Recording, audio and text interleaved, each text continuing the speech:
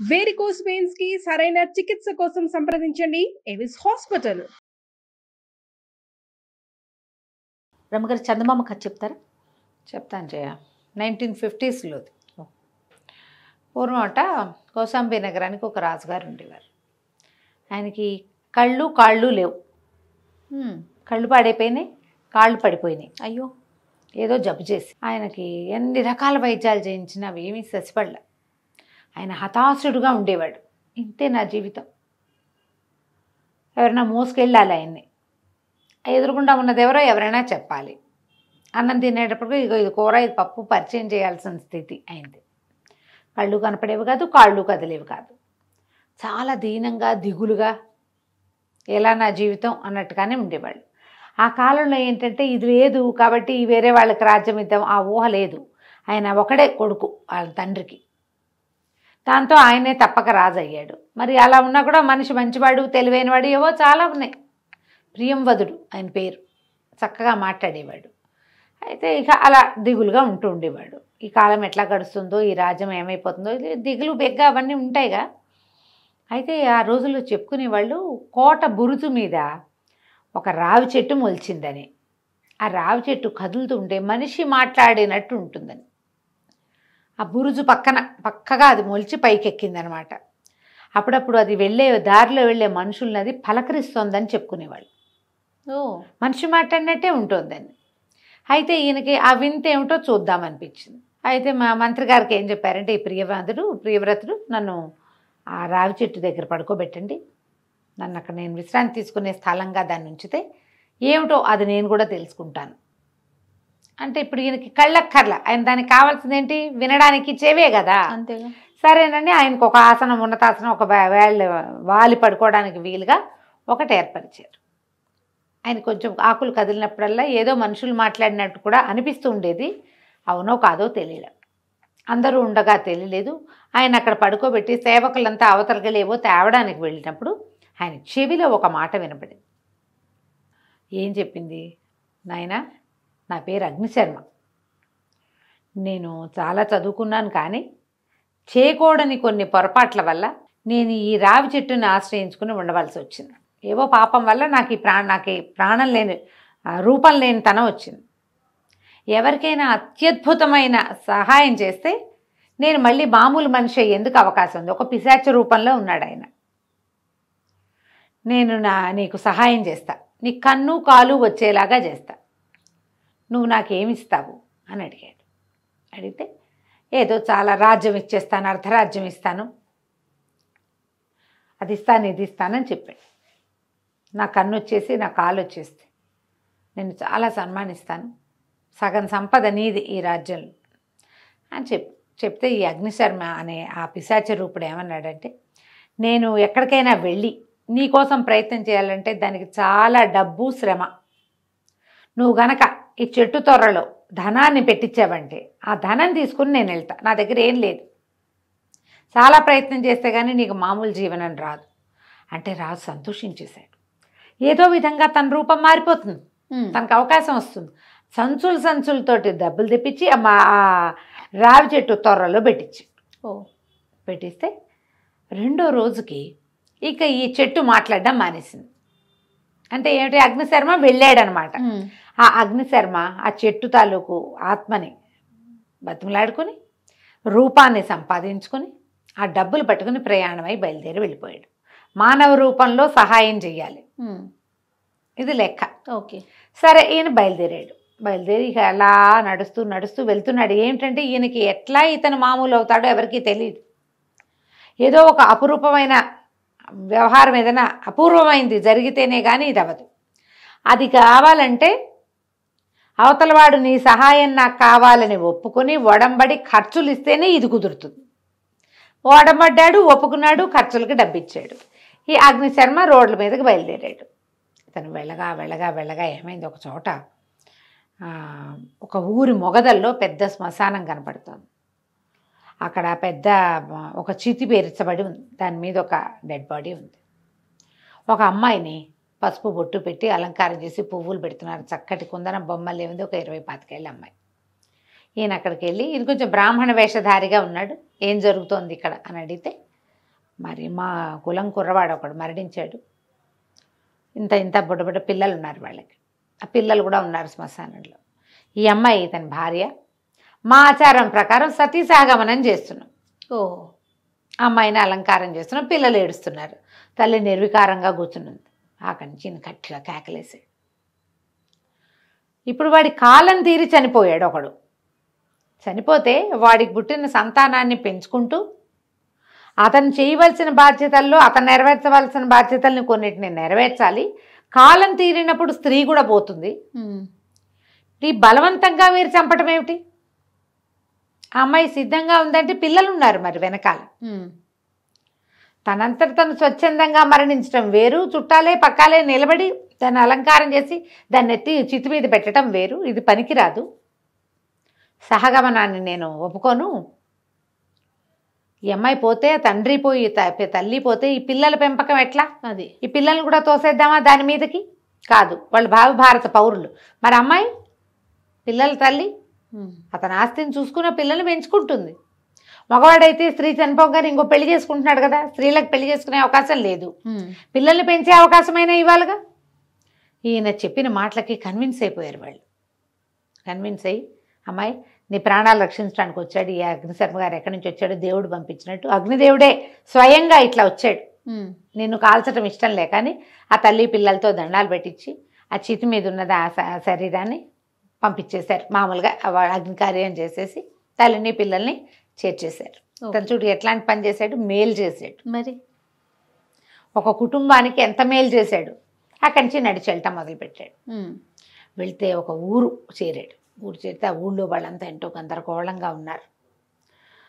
ఒక భీతావహమైన వాతావరణం ఒకటి కనపడుతుంటే కొంతమంది ఏమో కాపలా కోసం కత్తులు కటార్లు పుచ్చుకుని వెళ్తున్నారు. ఇలా చీకటి పడేసరికి ఎవరికి వాళ్ళు ఇళ్లలో సర్దేసుకుంటున్నారు. ఈ అతిథికి అభ్యాగతులకి భోజనం పెట్టే కాలం. ఈయనకు అన్నం పెట్టడానికి ఎవరు సిద్ధంగా లేరు. ఈయన గ్రామాధికారిని కొంచెం పెద్దవాళ్ళని పట్టిన ఆయన ఏం జరుగుతోంది ఈ ఊళ్ళో ఏమిటంటే, ఏదో విచిత్రమైన మృగం అండి. ఆ మృగం ఊరి మీద పడి తినేస్తోంది. ఎంత కాపలాలు కాసినా మేము చావులు ఆపలేకపోతున్నాం. దానికి ఎదురుపడ్డాడంటే చచ్చిపోవటమే. అది ఒక వింత మృగం. దానికి నోట్లోంచి నిప్పులు వస్తున్నాయి, నెత్తి మీద కొమ్ములు ఉన్నాయి, భయంకరంగా ఉంది. మేము ఎప్పుడూ అలాంటి మృగం చూడాలి. అది ఎక్కడి నుంచి వచ్చిందో మాకు తెలీదు. ఈ చుట్టుపక్కల కొన్ని ఊళ్ళన్నిటి పాడు చేసింది. ఇప్పుడు మా ఊర్లో ఉంది. అది మనుషుల్ని తినేస్తోంది.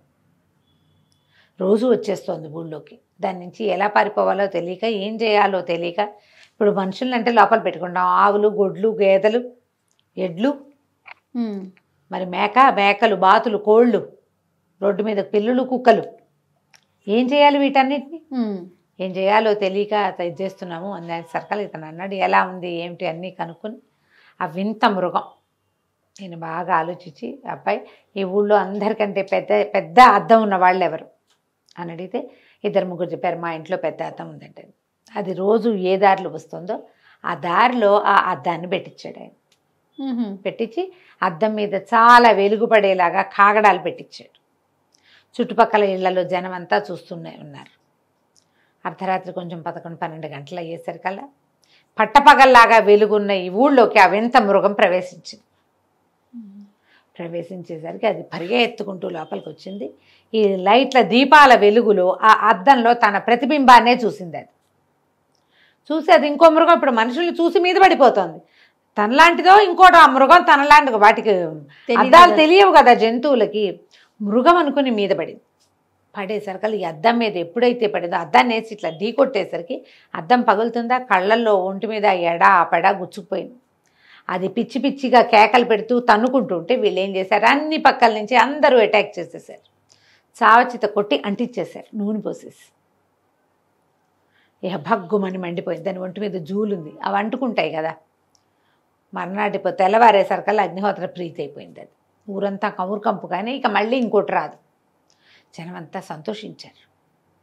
ఎక్కడి నుంచి వచ్చావు నాయన, ఇంత ఐడియా ఎలా వచ్చింది నీకు అంటే అతను చెప్పాడు, ఎన్నో కాలాలుగా నేను ఒక చెట్టును ఆశ్రయించుకుని ఉన్నాను. నా చుట్టూతా జరిగేవన్నీ నేను చూస్తూనే ఉన్నా, నా ప్రమేయం లేకుండా అని. ఎక్కడికి వెళ్తున్నావు, ఏం చేస్తున్నావు అని వాళ్ళు అడిగేసరికి ఇట్లా మా రాజుగారికి అనారోగ్యం ఉంది, కళ్ళు కనపడవు, కాళ్ళు లేవు ఆయనకి. అతనికి మేలు చేయటం కోసం, వైద్యం కోసం బయలుదేరానంటే వీళ్ళు ఏమన్నారు, అక్కడి నుంచి కొంచెం ముందుకెళ్తే జీవనం అనే ఒక వనం ఉంది. ఆ జీవన వనంలో దేవతలు గంధర్వులు వాళ్ళు తిరుగుతూ ఉంటారు. అక్కడ అత్యద్భుతమైన మూలికలు దొరుకుతాయి. ఓకే. ఏదైనా నీకు సహాయం లభించవచ్చు. ఫలానా మూలిక అని మేము కూడా చెప్పలేము, మాకు తెలీదు. కానీ ఆ జీవన వనం మాత్రం మామూలుది కాదు. అక్కడ అసలు మనుషులు తిరగరు, దేవతలే ఉంటారు. నువ్వు చాలా తెలివిగలవాడివి, ఏదైనా ప్రయత్నం చేసుకో అని చెప్పి అతన్ని పంపించారు. ఇతను అటువైపు వెళ్ళటం మొదలుపెట్టాడు. చాలా పచ్చగా ఇదిగా ఎంతో బాగుంది అడవి. వెళ్తూ ఉంటే ఎన్ని రకాల జంతువులు, తేళ్ళు, పాములు, మండ్రగబ్బలు. ఇతను ఉపాయంగా దాటుకుంటూ ఆ జీవన వనంలోకి ప్రవేశించాడు. లోపలికి వెళ్ళేసరికి నేను నాళ్ళుగానూ నడుస్తున్నాడు కదా, ఎంతో కొంత అలసటగా ఉంటుంది. అవును. మరి కొద్ది రోజులేమో ఈ ఊర్లో ఉన్నాడు, ఇక్కడేమో జంతువు వల్ల నిద్ర లేదు.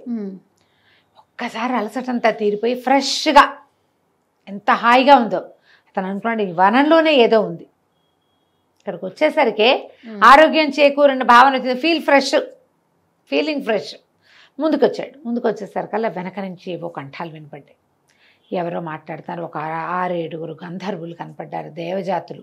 నేల మీద కాళ్ళు, ఎవడెవరా నువ్వు, మా వనంలోకి ఎందుకు ప్రవేశించావు అని చెప్పి అడిగేసరికి ఇతను చెప్పాడు, మా రాజుకి ఒంట్లో ఆరోగ్యం లేదు, కౌశాంబి నగరాధిపతికి అతని కోసం వైద్య కోసం బయలుదేరాను. ఈ ప్రాంతంలోకి వచ్చేసరికల్లా ఇది ఒక అపూర్వ వనం అని తెలిసింది. ఏదైనా వనమూలికలు దొరుకుతాయి, ప్రయత్నం చేద్దామని వచ్చానంటే ఇది దేవతలు తిరిగే చోటు, మానవులకి వైద్యాలకి మేమేమి ఇవ్వం అంటే దేవతలకి కేవలం మాకే ఇది, మీకు మేము ఇచ్చేది లేదు, వీడిని బంధించండి అంటే ఒక 3-4 తాళ్ళు వేసి పట్టుకోబోయారు అతను. ఇంతలో ఏమైంది, ఒక గంధర్వుడు వచ్చాడు అక్కడికి. ఆ గంధర్వుడు ఎట్లా వచ్చాడు, సర్పరూపంలో వచ్చాడు. వచ్చి గబుక్కున మన గంధర్వుడిగా మారిపోయి, నువ్వా శర్మ, కులసాగా ఉన్నావా అని గబగబా దగ్గరకు వచ్చాడు. ఎంతకాలం అయింది నిన్ను చూసి, బాగున్నావా అని అడిగేసరికి ఇది గంధర్వులు ఆశ్చర్యపోయారు. మానవుల్లాగా అడుగుతున్నావు నువ్వు, ఇతను నీకు ఎట్లా తెలుసు అంటే, అయ్యో ఇదివరకు ఎప్పుడో, ఇతను ఎప్పటివాడో, ఈ శర్మ నిన్న మొన్న పిశాచ రూపం రాలా ఆయనకి, ఎప్పుడో జరిగింది అతను అట్లా మారిపోవటం. నేను ఒకప్పుడు చిన్న శాపం తగిలి సర్పంగా మారి ఉన్నాను, ఉంటే నాకు శత్రువులు నా మీద పడి నన్ను చంపబోయారు, సులువుగా నన్ను జయించవచ్చు కాబట్టి అప్పుడు ఈ శర్మ వాళ్ళని తరిమి నన్ను రక్షించాడు. అందుకని శర్మ ఏం మాట్లాడినా ఇతరులకు వినపడుతుంది. ఇప్పుడు అతను ఒక పిశాచ రూపంలో ఉన్నాడు, మానవులతో మాట్లాడగలిగే అవకాశం దొరికింది ఈ గంధర్వుడి వల్ల. దానివల్ల నాకు శాప విమోచనం అయింది. నీ మాటలు ప్రజలకు వినపడతాయని తనకి వరం ఇచ్చి వచ్చాను నేను అనేసరికి గంధర్వులంతా ఆశ్చర్యపోయారు. నీ శాప విమోచనానికి కారణమైన వాడికి మనం ఏదైనా సహాయం చేద్దాం, ఏం చేద్దామో చెప్పు అంటే వాళ్ళలో వాళ్ళు మాట్లాడుకున్నారు. అందులో ఒక వైద్యుడు ఉన్నాడు వాళ్ళలో. అతను ఏం చెప్పాడంటే, ఒక చిన్న ఇంత బౌల్ లాంటిది ఇచ్చాడు, ఒక ఏమంటారు గిన్నె ఇచ్చి, నాయన తెల్లవార్లు ఇక్కడ మంచు కురుస్తుంది, సన్నటి పొగ మంచు, ఈ డిప్ప ఇది గిన్నెని పట్టుకుని నువ్వు అంతా తిరుగుతూ మంచుని సేకరించుకో, దాని ఉపయోగం రేపు చెప్తానన్న. దేవతలు వెళ్ళిపోతే ఈ రాత్రంతా ఈ అగ్నిశర్మ ఆ మంచు బిందువుల్ని అంతా అడవిలో ఓ చోట కూర్చుని ఓ చోట లేచి అటు ఇటు నడిచి ఆ జీవన వనంలో మంచుని సేకరిస్తే అన్ని నీళ్ళు వచ్చినాయి అందులోకి. మంచు మొదట చూస్తే మంచు అలా చాలాసేపటికి నేలంతా తడి అవుతుంది కదా, మనం గమనిస్తాంగా. ఎక్కువ బొట్లుగా వచ్చేది పల్చటి తెరలాగా వస్తుంది. ఆ తెర మీద మనం ఏదైనా ఒక దుప్పటి వేసినా తడిసిపోతుంది, అది పత్తి పెడితే తడిసిపోతుంది, దాన్ని పిడితే ఇన్నైనా నీళ్ళు వస్తాయి. అవును, తట్టింది కదా, అర్థమైంది కదా. అతను ఏం చేశాడు, దీంట్లోకి ఈ బౌల్లోకి సేకరించాడు. మర్నాడు మళ్ళీ గంధర్వులు వచ్చారు. ఆ వైద్య గంధర్వుడు ఏం చెప్పాడంటే, ఇంట్లో నుంచి కొన్ని బొట్లు నువ్వు ఎవరికి వైద్యం చేయదలుచుకున్నావో వాళ్ళకి వైద్యం చేయి, కానీ ఆ వైద్యం చేయించుకున్నవాడు నిజాయితీపరుడు, మాట తప్పని వాడు అయి ఉండాలి. ఈ రెండు ఉంటే వాడికి ఆ వైద్యం శాశ్వతంగా పనిచేస్తుంది. వాడు నిజాయితీ తప్పినా మాట తప్పినా ఆ వైద్యం వాడికి పనిచేయదు. ఈ జీవన వనంలో ఉన్న మంచు యొక్క ప్రత్యేకత అది. అంటే అక్కడి నుంచి ఇతను ఏం చేశాడు, తన దగ్గర ఒక పెట్టెలో దాన్ని భద్రపరుచుకుని మళ్ళా ఇదంతా నడిచి కౌశాంబి చేరాడు. ఆ రాజుగారు రోజు వచ్చి రావి చెట్టు కింద కూర్చునేవాడు. వచ్చాడేమో అగ్నిశర్మ అని. 3-4 నెలలు గడిచాయి. ఈ మొత్తం మీద అతను తిరిగి వచ్చాడు. వచ్చి సరే రాజుకి నోట్లో వేశాడు. నీటి బొట్లు వేసేసరికి ఈయన ఇట్లా కళ్ళు మూసుకునేసరికి చూపు కనపడటం మొదలెట్టింది. కాళ్ళు ఇట్లా ముడుచుకుపోయిన కాళ్ళు సాఫీగా అయిపోయింది. లేచి అటు ఇటు నడిచాడు. ఎంత సంతోషించాడో, శర్మ నువ్వు మాట నిలబెట్టుకున్నావు, నువ్వు ఎంతో గొప్ప పని చేసావు, నా కళ్ళు వచ్చేసినాయి, నా కాళ్ళు వచ్చేసినాయి అని సంతోషించాడు. సరే, ఇదంతా ఏమేం జరిగింది, తను ఏమేం చేశాడు, దారిలో ఏం జరిగింది అన్నీ చెప్పాడు కథలుగా. ఒకసారి రాజస్థానానికి నేను వెళ్ళొస్తానని లేచాడు రాజుగారు. మరి నాకు ఇచ్చిన మాట ఏమిటి అని అడిగాడు అగ్నిశర్మ. అడిగితే ఈయనకేం మాట ఇచ్చాడో మర్చిపోయాడు రాజుగారు. అయ్యో, గుర్తు చేసే ఉద్దేశం లేదు ఆయనకి. చాలా సంపద ఇచ్చాడు అగ్నిశర్మకి, అదంతా ఖర్చు అయిందో అవలేదు. అంతేకాని నాకు జీవితంలో రాని కళ్ళు వచ్చేసాయని అనిపించలే. ఆయన మాట తిరిగిపోయాడు. తిరిగిపోయేసరికి అగ్నిశర్మ ఏం చెప్పాడంటే, మాట తిరిగిన వాళ్ళకి ఇది పని చేయదు, కానీ నేను సహాయం చేసినందుకు మాత్రం నాకు పనిచేసింది. శాశ్వత మానవ శరీరం వచ్చేసింది. చెట్టు దగ్గరకు వస్తే పిశాచి అయిపోవాలి అతను, కానీ అవల మనిషిలాగానే ఉన్నాడు. దీని నియమం అది. ఇక నీకు వైద్యం ఎవ్వరూ చేయలేరు, నేను వెళ్ళొస్తానని వెళ్ళిపోయాడు. ఇంత ప్రయత్నం చేయించిన రాజుగారు మళ్ళీ కాళ్ళు రెండూ పోగొట్టుకుని హతాశుడై మంచం మీద కూలబడిపోయాడు. ఆయనకి ఎప్పటికీ వైద్యం జరగల. ఈ సహాయం చేసి దారి మధ్యలో ఒక సతీసాగమనాన్ని ఆపి ఒక అడవి జంతువుని రక్షించి సంహరించి ప్రజలకి సహాయం చేసిన అగ్నిశర్మకి మాత్రం శాశ్వతంగా మానవ శరీరం వచ్చేసింది. అతను తన పిశాచత్వాన్ని పాపాన్ని పోగొట్టుకుని హాయిగా వెళ్ళిపోయాడు. మనం ఎవరికైనా ఒక మాట ఇచ్చినప్పుడు మాట మీద నిలబడాలి. ఖచ్చితంగా నిలబెట్టుకోలేకపోతే ఏమవుతుంది, మనకి ఏది వచ్చిందో అది పోతుంది. సంపదలు కూడా అలాగే పోతాయి, వెంటనే మాయమైపోవచ్చు, ఇంకోలా మాయమైపోవచ్చు. ఈ కథ మనం 50s రాయబడింది, చందమామ కథ. ఎంత మోరల్ స్టోరీ కదా, చాలా బాగుందండి. నమస్తే. నమస్తే.